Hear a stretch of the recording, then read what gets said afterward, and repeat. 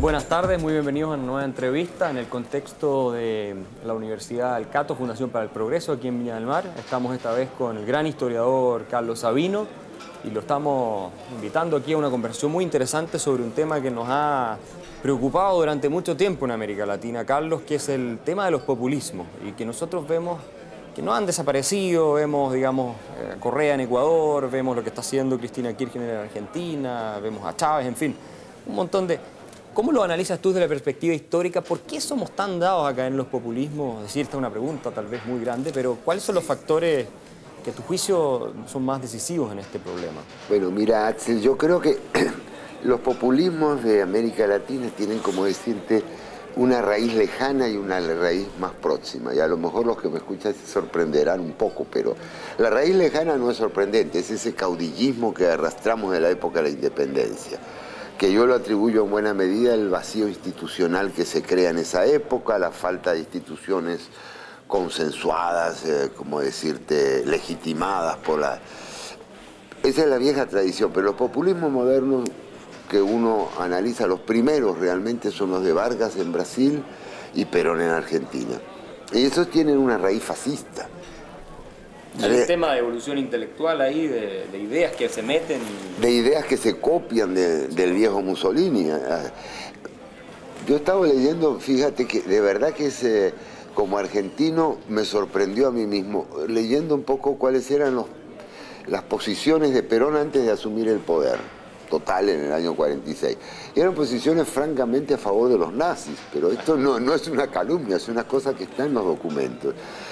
Y lo que se copia es mucho una especie de socialismo no marxista, por decirlo así, socialismo nacionalista, con lo cual ya nos vamos acercando a esta gente. Entonces hay una raíz así demagógica, de mezclar cosas socialistas pero de corto plazo, y ese populismo realmente, bueno, en momentos de quiebra institucional empieza a levantar cabeza otra vez. El caso de Chávez en Venezuela, claro, es un caso así.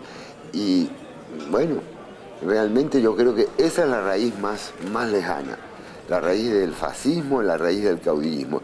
Acá se mezcla con ese caudillismo y hace que aparezcan gente como Chávez, que se creen prácticamente como, actúan casi como reyes, ¿no?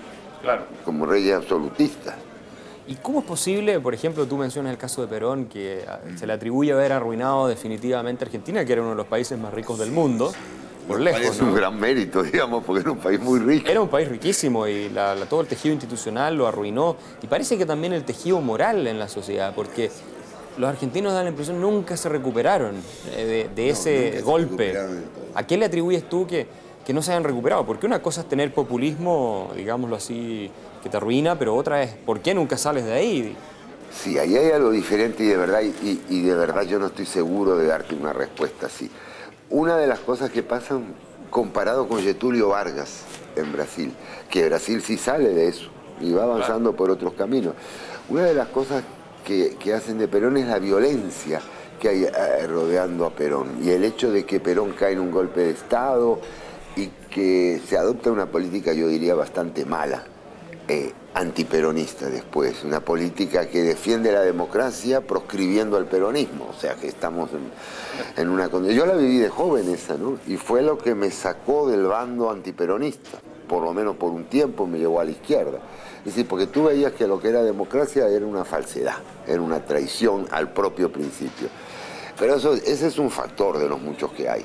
De verdad que yo creo que hay un poco la tendencia en la Argentina que a no, ¿cómo decirte? Quizás es el antiperonismo el que fracasó en ese sentido, el no dar una alternativa liberal, de libre mercado. La alternativa que se puso frente al peronismo fue el radicalismo, y ahí entramos en toda esa especie de pantano intelectual, que hasta los gobiernos militares lo seguían, de tratar de hacer una especie de réplica del Estado benefactor, que no funcionaba muy bien. Y el de peronismo era una réplica del Estado benefactor, pero vocinglera, agresiva, conflictiva, siempre le llevó la ventaja.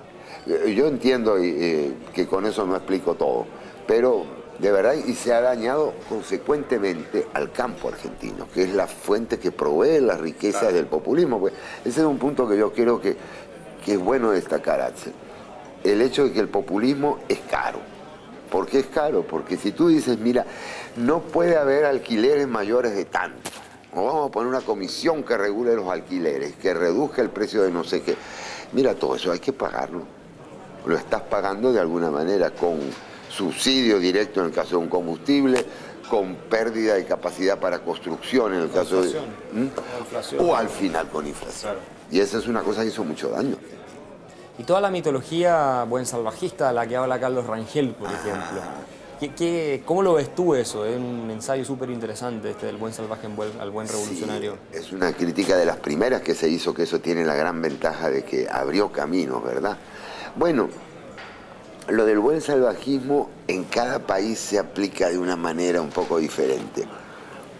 ¿Qué es esta idea, para explicarlo, de que finalmente nos vino a corromper la civilización occidental y nosotros nos ha ido mal?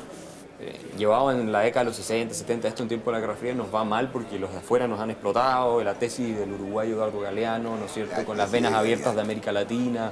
Bueno, y eso fíjate que es interesante, que se enlaza con esa idea rusoniana, por un lado, del buen salvaje, se enlaza con el nacionalismo económico. Para mí el nacionalismo económico es lo peor que le ha podido suceder a América Latina, lo que nos ha retrasado, aumentado la desigualdad y que ahora los países que lo han abandonado, como Chile, están superando, ya lo están en vía de superación bastante clara. Pero realmente es ese nacionalismo económico de decir, consumamos lo que producimos y produzcamos lo que consumimos. De pensar que el enemigo exterior, de que el comercio exterior es tu enemigo. Cuanto más capital entra, más daño te hacen porque más plata te sacan.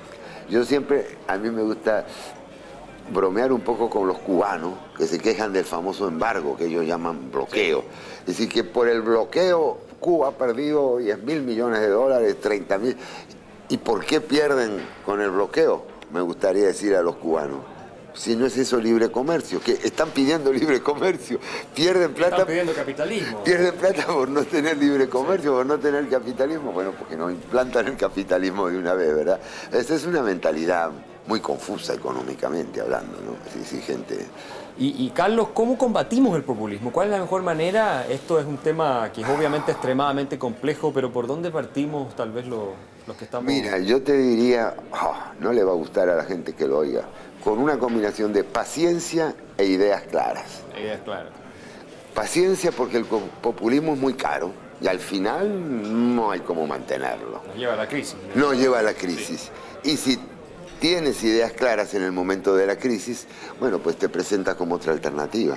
Ideas claras quiere decir no andar echando esos compromisos y esas cosas de que, bueno, Chávez es malo, pero la política de él en parte es buena, o que Perón, no sé. Mira, no sé, yo no soy político y en ese sentido no sé cómo lo puede traducir un político esto, pero en política tienes que mostrarte como eres, si quieres tener resultados a largo plazo, ¿verdad? Si no vas a, por ejemplo, el caso venezolano, si tú empiezas a competir con Chávez en ser populista, pues tú pierdes. Chávez es mejor populista que tú. Sin duda.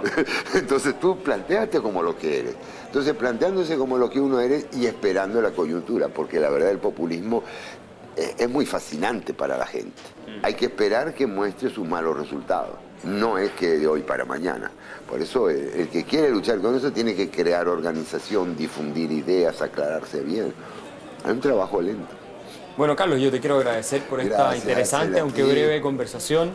A ti y a la Fundación para el Progreso realmente, y al Cato Instituto, muy agradable estar aquí. No, gracias a ti por haber participado en toda esta organización y bueno, aprendimos todos mucho contigo y será hasta una próxima oportunidad, espero que pronto. Hasta la próxima.